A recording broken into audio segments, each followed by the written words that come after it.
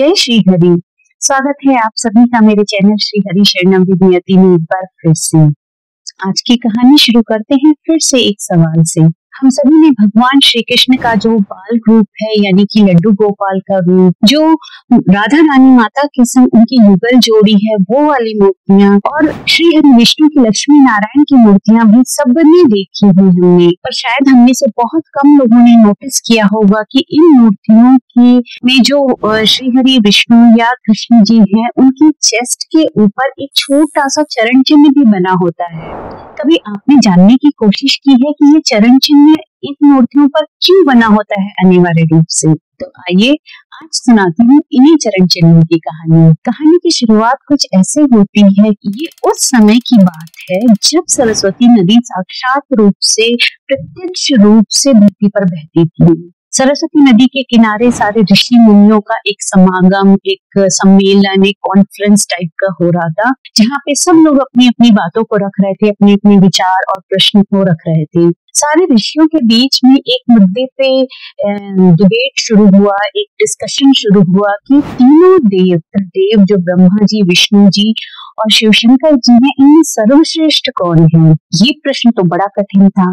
खूब बहस हुई, बहुत सारे तर्क वितर्क शास्त्रार्थ होने के बाद भी जब इस प्रश्न का कोई उत्तर नहीं मिला, तो सारे ऋषि मुनियों ने मिलकर सर्वश्रेष्ठ त्रिदेव हैं उनको चुनने की जिम्मेदारी सौंप दी भृगु मुनि। भृगु मुनि स्वयं से ब्रह्मा ऋषि के बेटे थे, लेकिन वो इतने ज्ञानी थे कि वो कोई पक्षपात तो करने ही वाले नहीं थे। तो अब इतनी बड़ी जिम्मेदारी जब भृगु मुनि को सौंप दी गई, तो अब वो अपने मिशन पे चल पड़े। उन्होंने अपनी जो ये काम था उसकी शुरुआत करी ब्रह्मलोक जाकर, सबसे पहले अपने पिताजी से मिलकर। भृगु मुनि पहुंचे अपने पिताजी के पास, उनको कोई प्रणाम नहीं किया, उनको कोई आदर या सम्मान सूचक कोई अभिवादन नहीं किया और वहां जाके बैठ गए। ब्रह्मा जी बड़े आश्चर्य से अपने बेटे को देखते हैं कि आज इसे हुआ क्या है। थोड़ी देर बाद भृगु मुनि गुस्से में आके बोले कि ब्रह्मा जी, आपके सामने आपके लोक में एक इतना ज्ञानी ऋषि आके बैठा हुआ है और आपने उसके आदर सत्कार सम्मान में कुछ भी नहीं किया,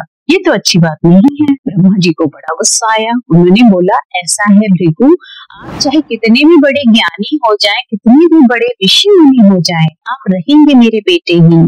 सबसे पहले ये आपका कर्तव्य है कि आप मुझे आदर दे, सम्मान दे, मुझे अभिवादन करे, उसके बाद मैं आपको सम्मान दूंगा। जब तक आप एक बड़े होने के नाते मुझे आदर नहीं देते, तब तक मेरी कोई ड्यूटी नहीं है आपको सम्मान देने की। आप मेरे बेटे हो, मैं आपका पिता हूँ। इतना बोलते बोलते ब्रह्मा जी को बड़ा गुस्सा आने लग गया और वो भृगु मुनि को श्राप देने के लिए बेतैयार हो गए। लेकिन तब तक फिर उनके मन में ख्याल आया कि चलो जैसा भी है तो मेरा बेटा ही, तो मैं उसे श्राप न दूं, यही ठीक रहेगा उसके लिए। चलो ठीक है। भृगु मुनि ने ब्रह्मा जी को प्रणाम किया और वो वहां से चल पड़े। यहाँ से निकलने के बाद भृगु मुनि पहुंचे कैलाश पर्वत पे। कैलाश पर्वत में जैसा कि हमेशा की तरह प्रभु शिव शंकर अपनी तपस्या में लीन थे। नंदी महाराज उनके दरवाजे पे पहरेदारी कर रहे थे और माता पार्वती वहीं बैठकर प्रभु के ध्यान से उठने का वेट कर रही थी।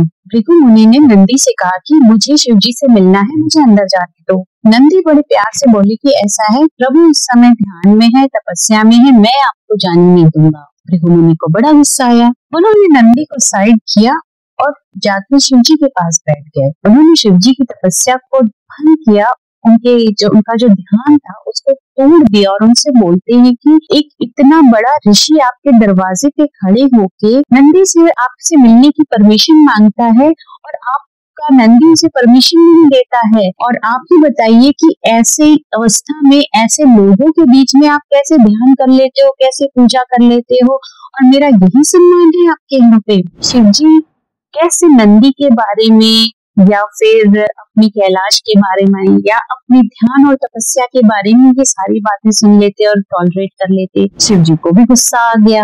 अब वो भृगु मुनि को श्राप देने के लिए बिल्कुल रेडी हो गए कि पार्वती माता ने उनको रोक लिया कि नाथ, ये ब्रह्मा जी के बेटे हैं, इनको श्राप देकर आप अपने ऊपर कोई पाप नहीं चढ़ाइए, इन्हें जाने दीजिए, इन्हें माफ करिए। शिव जी शांत हो गए और भृगु मुनि वहां पर उन्हें प्रणाम करके वापस निकल पड़े। तो भृगु मुनि की जो अगली डेस्टिनेशन थी वो थी बैकुंठ, यानी कि हमारे प्रभु श्री हरि विष्णु का निवास स्थान। जब भृगु मुनि वहां बैकुंठ लोग पहुंचते हैं तो क्या देखते हैं कि क्षीर सागर में शेषनाग की शैया पर प्रभु श्री हरि आराम से लेटे हुए हैं, उनकी आंखें बंद हैं। पता नहीं वो नींद में है या ध्यान में है या तपस्या कर रहे हैं या कोई चिंतन कर रहे हैं, किसी को नहीं पता। माता लक्ष्मी उनके पैरों के पास बैठी हुई है और उनके पैर दबा रही हैं। परम शांति का माहौल है, बिल्कुल भी कैसा भी कोई डिस्टरबेंस, कैसा भी कोई गुस्सा, कैसा भी कोई शोर, कोई हलचल नहीं है। भृगु मुनि वहां पर पहुंचते हैं और जल्दी से पहुंच के भगवान श्री हरि विष्णु की छाती पर एक जोरदार किक मारते हैं अपने पैरों से। प्रभु का ध्यान टूट जाता है। प्रभु आंखें खोलते हैं और देखते हैं कि भृगु मुनि सामने खड़े हैं। प्रभु तुरंत उठकर बैठ गए और भृगु मुनि के चरणों को अपने हाथों में पकड़ लिया। बोले, प्रभु आपके चरण इतने कोमल हैं और मेरी छाती तो वज्र जैसी कठोर है। आपको चोट तो नहीं लगी, कोई तकलीफ तो नहीं हुई, क्या परेशानी है आप मुझे बताइए। प्रभु का ऐसा कहना था कि भृगु मुनि उनके आगे हाथ जोड़कर नतमस्तक हो गए। बोले कि प्रभु मैं एक खास पर्पस से, खास उद्देश्य से, मेरा एक मोटिव जिसकी वजह से मैं त्रिदेवों से मिलने गया अलग अलग परिस्थितियों में, और मैंने जानबूझकर ऐसी परिस्थितियां उत्पन्न की ये चेक करने के लिए कि किस एक्सटेंट तक, किस लिमिट तक ये त्रिदेव बर्दाश्त करते हैं, कितनी उनमें सहनशीलता है। प्रभु आप सबसे सहनशील हो और आप ही त्रिदेवों में सर्वश्रेष्ठ हो।